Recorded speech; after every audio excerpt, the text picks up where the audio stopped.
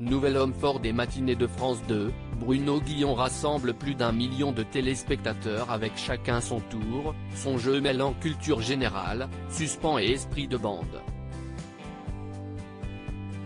Tout va bien pour Bruno Guillon. Du lundi au vendredi, il anime chacun son tour et s'amuse avec les 30 candidats qui forment la bande du jeu de France 2. Le divertissement enchaîne les performances. Mi-mars, il a établi un nouveau record hebdomadaire historique avec une part d'audience de 23,3% de PDA et 1,1 million de téléspectateurs. Forcément, cela ravit celui qui se lève aussi tous les matins à 3h30 pour présenter la matinale de Fun Radio. Interrogé par Télé Loisirs, il évoque le succès de son rendez-vous et se confie sur ses liens avec les autres visages de la chaîne. Bruno Guillon, le producteur m'a installé un lit dans la loge. Télé Loisirs, Quest, ce qui fait que chacun son tour bat record sur record. Bruno Guillon, aux prémices de l'émission, quand on a pitché le jeu, j'avais dit qu'il marcherait si on arrivait à créer un sentiment de famille avec les candidats. Ils forment vraiment un collectif et ce sont eux qui font le succès de l'émission parce qu'ils sont identifiés, ils sont suivis sur Instagram, ils ont des fans. Le jeu compte 30 candidats récurrents. Cet effet de bande est-il primordial? Ah oui, il est essentiel. Lors des tournages, ils se retrouvent au resto d'à côté, ils se font des bouffes, ils boivent des coups. La dernière fois, j'ai bu une bière avec eux. Je pense que ça se ressent à l'antenne.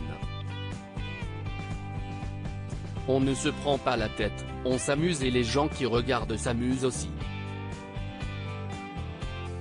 Bruno Guillon, animateur sur France 2, j'ai le rôle du maître d'école un peu BR leur chacun son tour, CST aussi une mécanique très simple.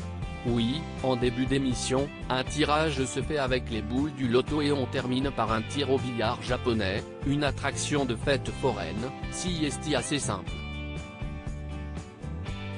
Les gens ont besoin de ce retour à quelque chose d'authentique. Si vous m'aviez dit qu'on ferait 1,2 million de téléspectateurs il y a 1 an et demi, comment vous situez-vous face à eux? Je suis censé gérer le truc, mais quand on commence à balancer des boulettes de papier depuis le fond de la salle, ça me fait plutôt rire.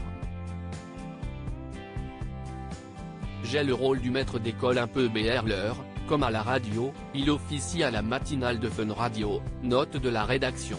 L'animateur de chacun son tour se confie, il n'y a pas de relation malsaine avec les animateurs de France Télé. Comment se déroulent les tournages? En général, on tourne 12 émissions par jour de 13h à 20h30. Quand je finis la radio, je fonce à la Plaine Saint-Denis.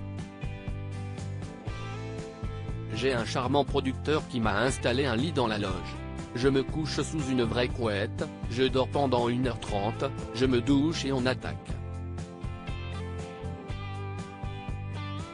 Tous les jeux de France Télé marchent très bien. Y a-t-il un esprit de bande avec les autres animateurs du groupe? Je vis une histoire magique, gamin, j'adorais Nagui comme animateur et j'ai la chance aujourd'hui de l'avoir parmi mes amis proches. Il est drôle et brillant, je l'aimais profondément. Je suis très pote avec Olivier Mine, j'adore Sidonie Bonnec, on s'entend super bien avec Laurence Boccolini. Il y a un vrai truc.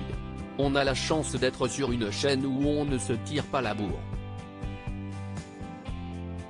Il n'y a pas de relation malsaine mais un vrai esprit de famille.